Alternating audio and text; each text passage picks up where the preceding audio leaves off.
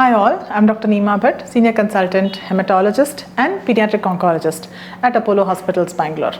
I'm a US trained clinician who moved back to India approximately 8 to 9 years ago and have been practicing pediatric oncology in India for the last few years. I'd like to talk to you about a very important, not so very common tumor, but a very difficult to treat tumor, especially in the pediatric population. Most of my pediatric neurology colleagues or pediatric oncology colleagues might have come across this condition, especially in the younger children. So this condition is called medulloblastoma. Medulloblastoma is a tumor that is a type of brain tumor that can be very difficult to treat with the help of just chemotherapy and radiation. As most of us know, most pediatric brain tumors, and for that matter adult brain tumors also, tend to be sensitive to chemotherapy sometimes, radiation sometimes, and only require surgery in some varieties. Pediatric medulloblastomas tend to be quite chemorefractory and they require multiple modalities of treatment. So we usually start for any brain tumor, depending on the location and the way the child presents, we start with what we call GTR or gross total resection.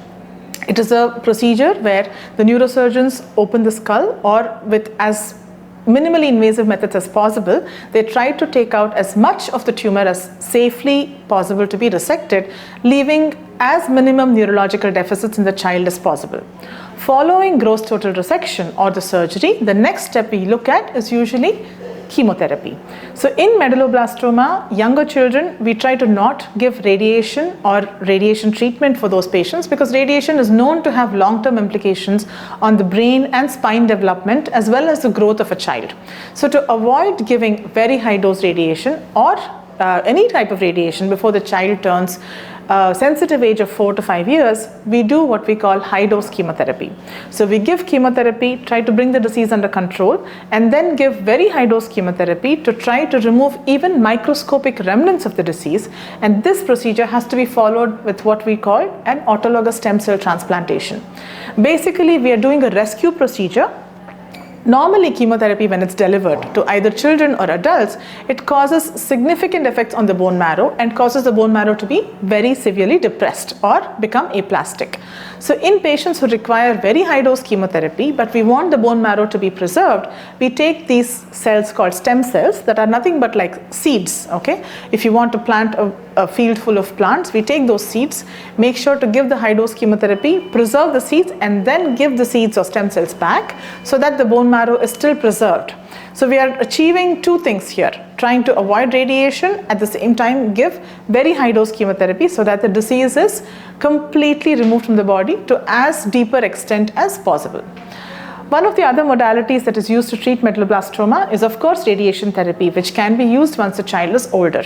Last but not least, there is a highly specialized type of radiation called proton beam therapy. So this is not delivered in many centers across India. In fact, there are only about 2 to 3 centers that deliver proton beam therapy, and this is specifically used in very young patients who cannot tolerate high dose chemotherapy, who cannot really qualify for radiation therapy because they're very young.